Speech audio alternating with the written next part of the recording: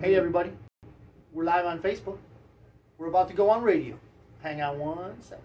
I'm gonna new session here. I'm gonna record it on the audio side of it so you can have it. All right, gonna get a good recording today. Sorry we're late. Ready? In 5, 4, 3, 2, 1. Greetings everyone. Here we are. It's the Bitcoin Otter Show on KCYP 97.7 FM, McAllen, Texas. We're here to tell you about things that happened this week, discuss them, talk about them, and ruminate about why they happened, if we could ever find that thing out. I don't know if we can. But I would love to say greetings, blessings, and good fortune. We are back a little bit late. As I've probably told you before, Joe and I have day jobs.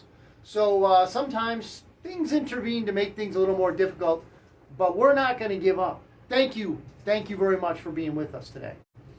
I'm going to have to see if nobody's on there yet, but we're coming up, and again, we're going to be seen on YouTube sooner or later. We're not going out right now on YouTube, but we're going to come back at that. We're going to be on Facebook Live as we are right now. Not only the Bitcoin Otter, the Christopher Ott Facebook channel, but we'll also be on 97.7 The City FM. And we'll be going out on Radio Garden and TuneIn Radio. Those are a couple apps you might want to check out. Check our show out, of course, and others that you might want to enjoy on those platforms. So, we got a lot of things to talk about. We're going to abbreviate the show a little bit today because we're a little late. That being said, there's some things that we have to talk about. Not the least of which is the meteor that came down here in the valley. So we'll get on that in a minute. So, as we usually do, we're going to talk about some prices. Gold, silver, Bitcoin. And then, one of the newer things that we're tracking now is the average mortgage rate. So gold, and I did the show prep last night, everybody. So gold is going to be $1,848 for 1 ounce of gold. Silver, $21.99. It was a little lower. I checked it earlier today, like $21.80, something like that. Great time to buy a coin or two if you want. And Bitcoin was $24,716 last night, and it went down by $700. So it's about $24,000 for 1 Bitcoin now. And you say, wow, that's a lot in one day, 700. Well, I checked the chart, and it actually went up $2,600 in 14 hours yesterday. Bitcoin is very volatile, ladies and gentlemen. But if you're one of those people who knows what you know, in my opinion, you buy, you hold, and wait. Anyway, what else do we have here? We have a mortgage rate. Too many mortgage rates. Anyway, the average mortgage rate as of last night, the 30-year is at 6.39%. And the 15-year rate is at 5.85%. So it's not pretty, ladies and gentlemen. We can hope that it'll go down, hopefully soon. But we're going to have to see about that. So we'll go into one crypto-oriented article that I'd like to show you all, talk about. And then we'll go into some other things to include the meteor in the valley. Dave and Jerry, good to see you guys. So here's the number, guys. If anybody wants to call in and talk about something you want to talk about, the City 97.7 FM number is 956-789-0702. 956-789-0702. And then, of course, we have the emails. We got emails. We got all that good stuff, but we'll get on that later. This I want to talk about. And if you've been watching the Bitcoin Otter show for a while, you know that I got debanked, right? The Bitcoin Otter was debanked a couple months ago by a local bank.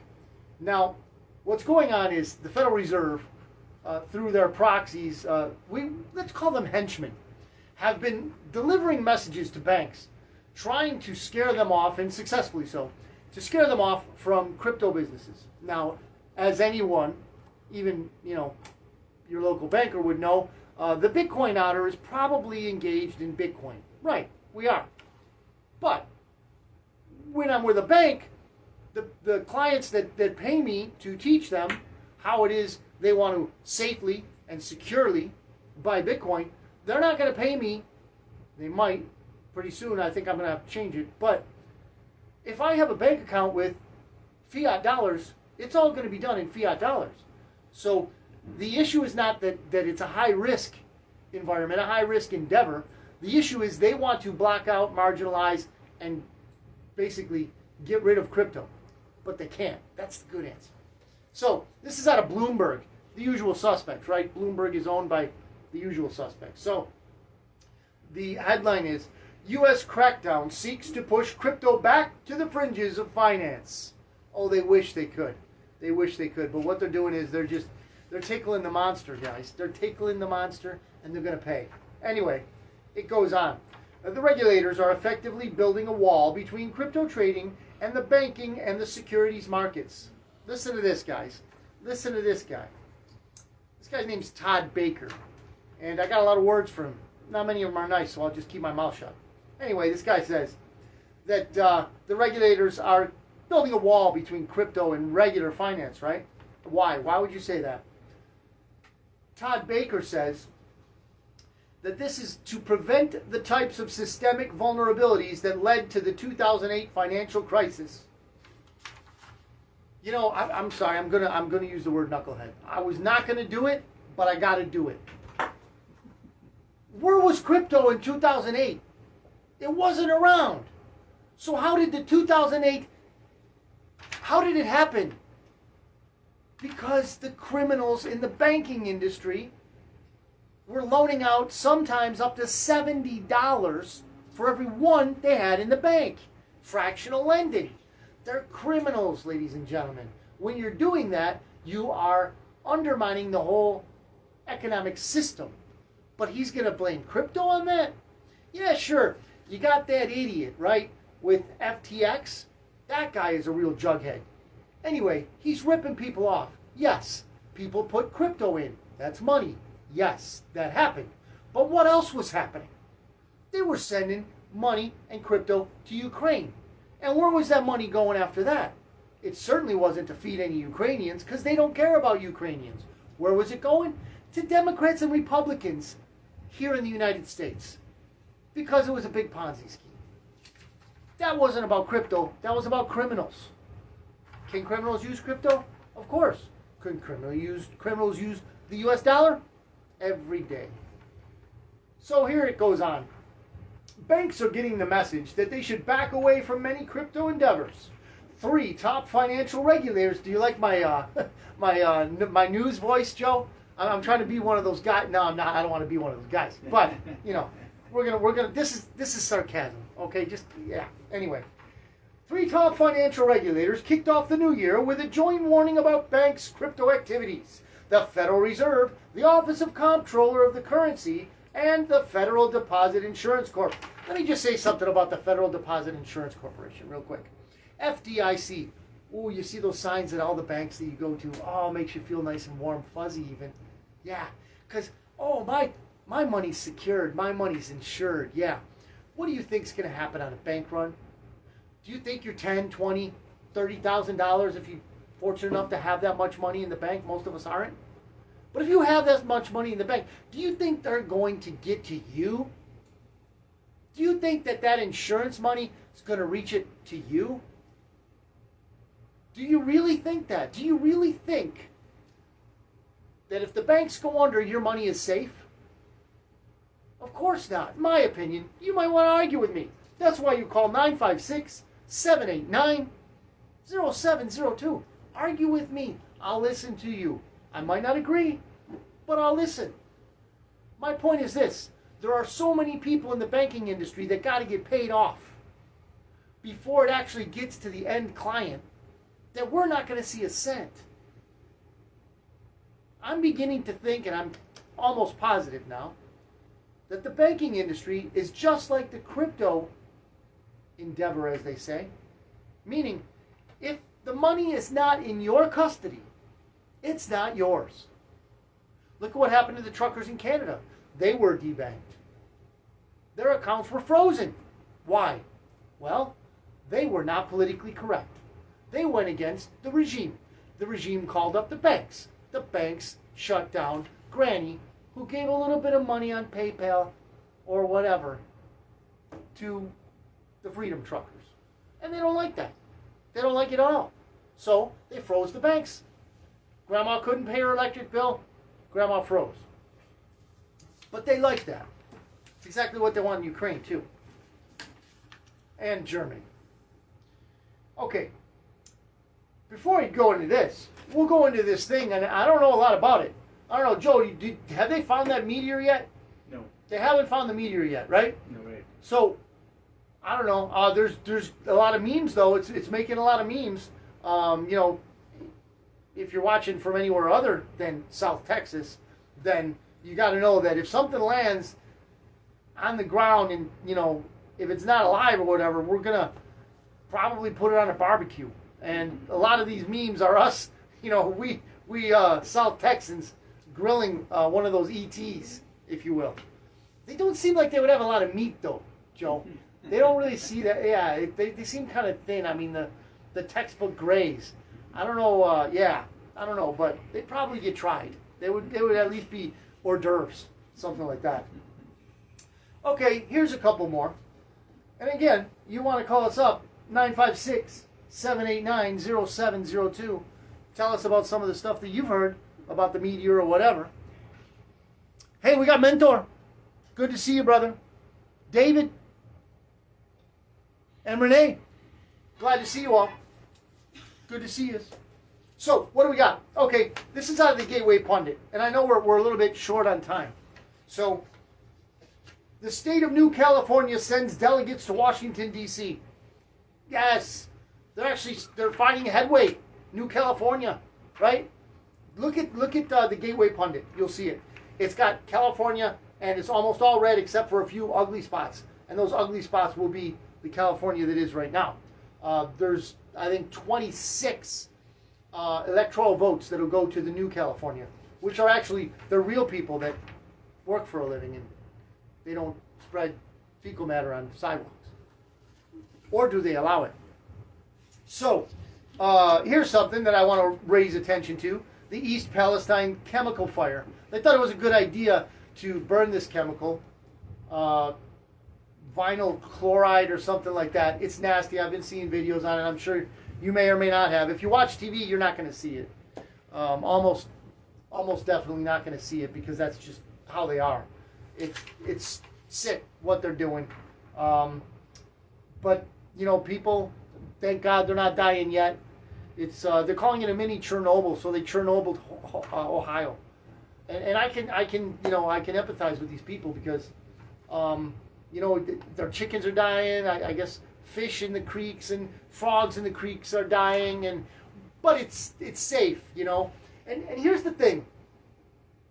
They, for stupid things, maybe not, you know, real trivial things, but for some real stupid things, they'll call a federal emergency for this, that, or the other. Omar, good to see you, Omar. Why are they not calling for a federal emergency so that they can help relocate these people, do the cleanup? In fact, where's FEMA? Where's FEMA on this? Right? Where's the EPA? Right? You got Greta Thunberg, or whatever her name is. She wrote a stinking book. She chopped down trees, put in pages, and she's going to write a book, right, about the environment. Where's she at? Where's she talking about this huge black plume you can see from space? You know, they're saying that the Ohio River Basin might be completely polluted. Ohio River Basin goes into, I don't know how many states, 5, 6? Finally into the Gulf of Mexico. It'll affect the coast of Texas, coast of Florida. If it gets that bad, I don't know. It looks pretty bad. Okay, Omar asks, what's empathize? Okay, sorry. Feel bad for. Okay, so we're going to, well, in this case, yeah, feel bad for. But yeah, thanks. I'll clarify that. So, we're going to I feel for these people, because it's not good, the situation they're in, and they're not getting any assistance. If they were in Ukraine, they would. Oh man, they'd be getting billions of dollars. You kidding me? We'd be sending them everything they need. Everything they need. And then they'd sell it and throw it back to slush funds for Republicans and Democrats. That's what would happen. That's exactly what would happen. I know it would. You know it would. That's what would happen, right? Who else? We got Rudy. How you doing, Rudy? Good to see you. So we're talking about the Chernobyl in Ohio, Rudy. They call it East Palestine, but it's been renamed Chernobyl, right? Another thing, what? I don't remember seeing any of those. As those things occur, you're going to have first responders set up. What do you call it? One of those control points. They're going to set up something where you can do this, you can do that, but you can't go here or go there. I don't see any of that stuff. Maybe it's there. I hope it's there, but I hope people are not driving right through that area and stuff like that. It's just another example of, look here, UFOs. Don't look here. A possible death to a whole community. Craziness. So, okay, inflation bites. Vanguard reports record number of hardship withdrawals from 401ks. People are finding it hard. The gas was going back up, but the boob in charge, the resident, decided to plunder again the reserve, the national reserve of gas, of oil. Omar, how about getting closer to home and talk about the meteorite that hit Mission? Well, you're a little late, Omar. We did talk about that. Yeah. Anyway, was that very mature of me? I don't think that was mature of me. Anyway, Omar, we did talk about it, and we also said that it would probably be tough to barbecue those ETs because there's not a lot of meat there, and they would only pretty much make an hors d'oeuvre. I would say maybe an hors d'oeuvre, maybe a kebab. Maybe you could put a kebab on there, or an ET on a kebab, and then just something like that. Okay, good. Omar's good with it. So if you find them, you know where I'm at. We'll cook that sucker up. Okay. This one here is from Zero Hedge. DeMar Hamlin, and most of you know that I'm a big Buffalo Bills fan, right? I don't believe they're going to ever win a Super Bowl, but I've got to have a team, so they're mine. So DeMar Hamlin had some sort of an incident. He had a heart attack, and pretty much we all know he basically died on the field. They say they brought him back, and he got carted off. And he had an interview, I think it was a few days ago. And in this interview, the interviewer, I think it was Strahan, he was a former player, asked him, hey, what happened? What was your diagnosis? Something to that effect. What was wrong with your heart that you went into cardiac arrest? So DeMar Hamlin says, that's something I want to stay away from.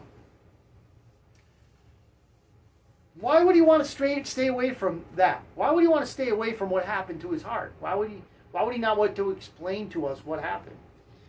Very interesting, that story. If you hear anything, give me an email or something. If you want to talk about it, give us a call. Email is bitcoinotter.media@gmail.com. bitcoinotter.media@gmail.com.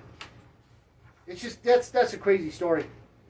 So, Biden willing to let Germans freeze in blowing up pipeline. Seymour Hersh interview.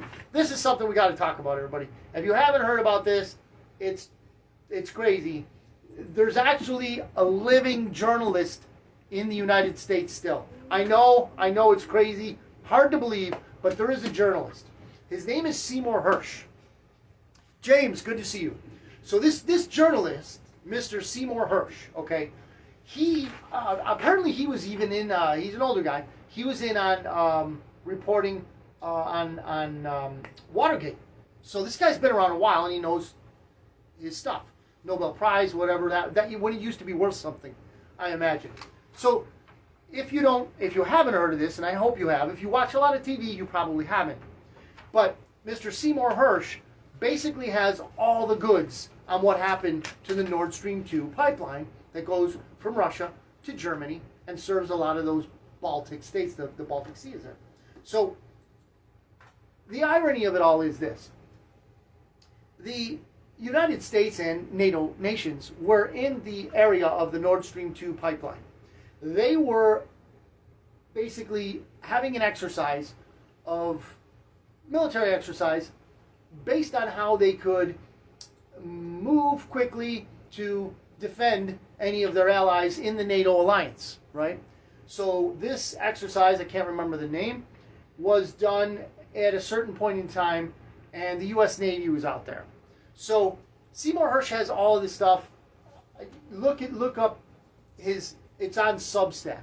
So Substack is a really good place to find good content contributors that have been kicked off the regular networks and so forth because they're telling the truth. So Seymour Hersh, he basically says that during that exercise where NATO alliance members were rallying the troops, circling the wagons on the high seas, if you will, to protect each other, during that time, the United States, using the U.S. Navy, Eric, good to see you. The United States, using the U.S. Navy, set charges on the Nord Stream 2 pipeline. Yes. If you're thinking, wow, that's an act of war, I agree. If you're thinking that's an act of international terrorism, couldn't have said it better myself. He's got all the goods, ladies and gents. He's got the goods. He's got the receipts, so to speak. This guy, Seymour Hersh, he's got them dead to rights. It's only a matter of time till it gets leaked out.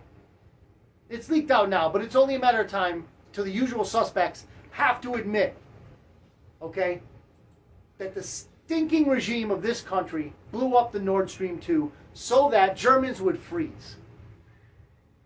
And that's what Cy Hersh said. Eddie, good to see you. Jaime, good to see you, Jaime. We're talking about how the Biden regime blew up the Nord Stream 2. And these were his words, Cy Hersh. Biden willing to let Germans freeze in blowing up pipeline. So there's the irony of it. They're there in this naval exercise to protect NATO members. Yet they're blowing up the infrastructure of NATO members.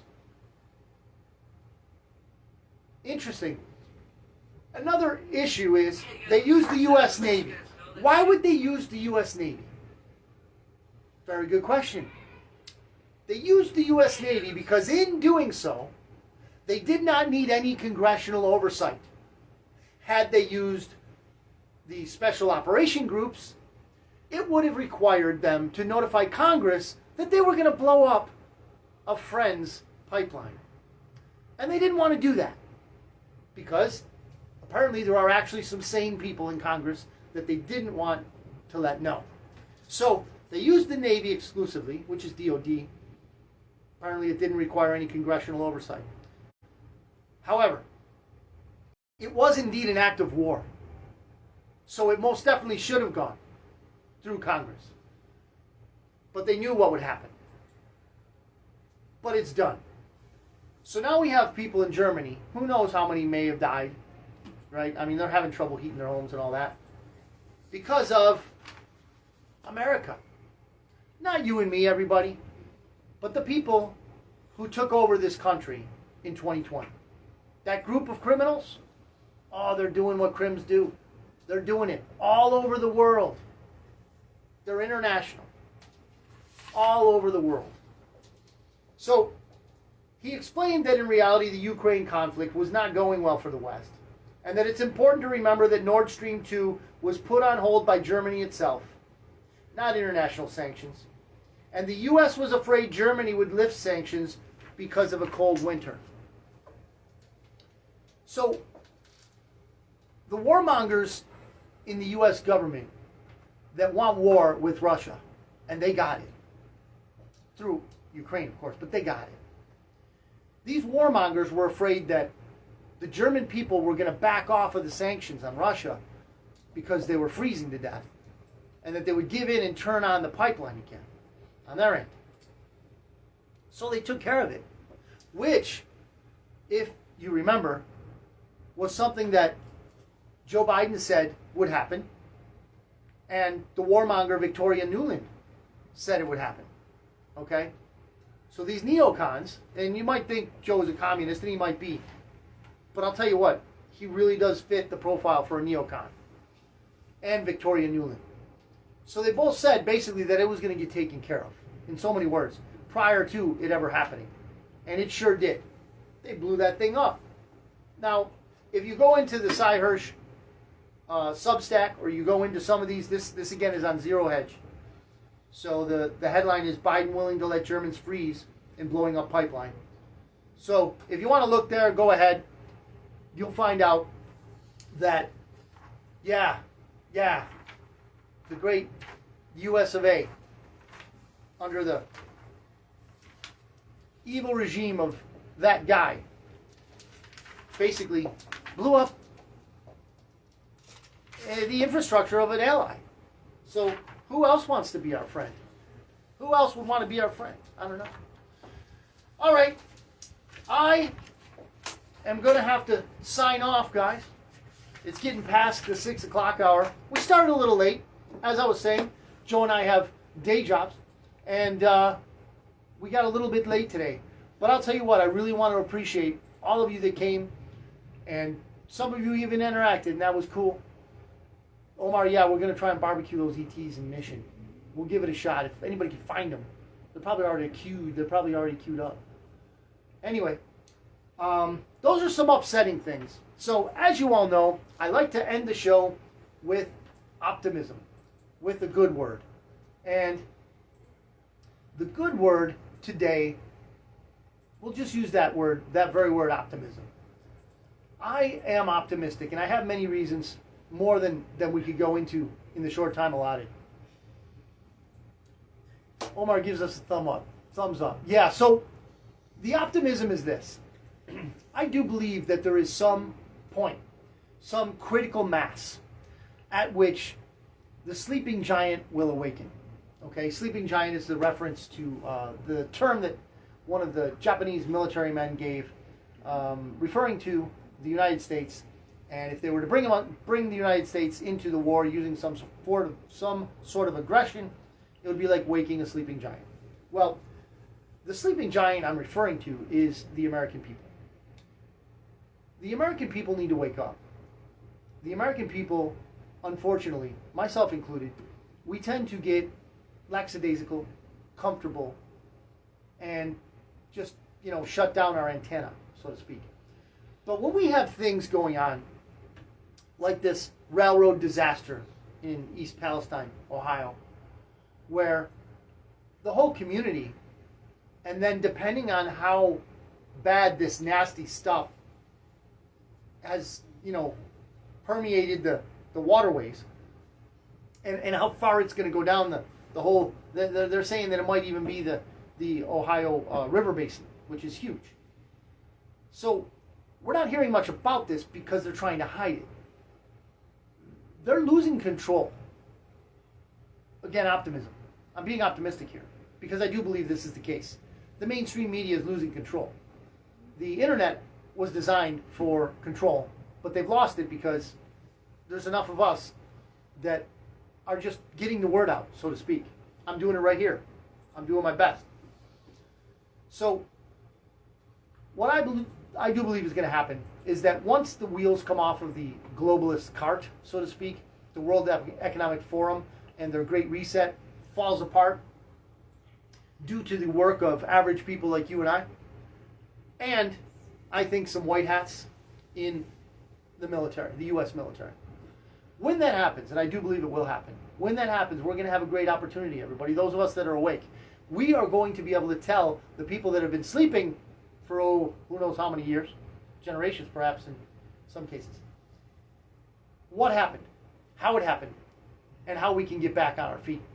And at that time, I really do believe that we're going to come back and we're going to be a manufacturing dynamo. I really do believe that. If you would like reasons for why I believe it and how I can back it up, give me an email. bitcoinotter.media@gmail.com. bitcoinotter.media@gmail.com. So that's what I believe is going to happen. But I must say that, to get to the light, we're going to have to go through some darkness. And I do believe that's going to happen. But let us not lose faith, especially since we know God wins in the end. And I'm on his side. I hope you are also on his side. And all you basically have to do is make peace with his son before you die. I've done it. Much better off for it. So that is what I have to say, leaving on a good note. Jesus is the answer, he is the cure, and he will win. He has won. It's just that it just doesn't seem like that right now as we look, does it? Anyway, that being said, I want to close out from 97.7 FM, KCYP The City in McAllen, Texas, from Radio Garden, from Intune Radio, and Facebook Live, where I really, really have a good time with you guys throwing the comments up. Nago, he's here. Good to see you. So if you want to look back on today's broadcast, make comments or whatever, I will answer them after we're out. So we're going to go out now. Thank you. Thanks, Joe, for being with us, and little Joseph's here. Thank you. You guys have a great day, great Thursday. Call me if you want to. Email if you want. We'll be in touch. God is good. God is great. And we're out.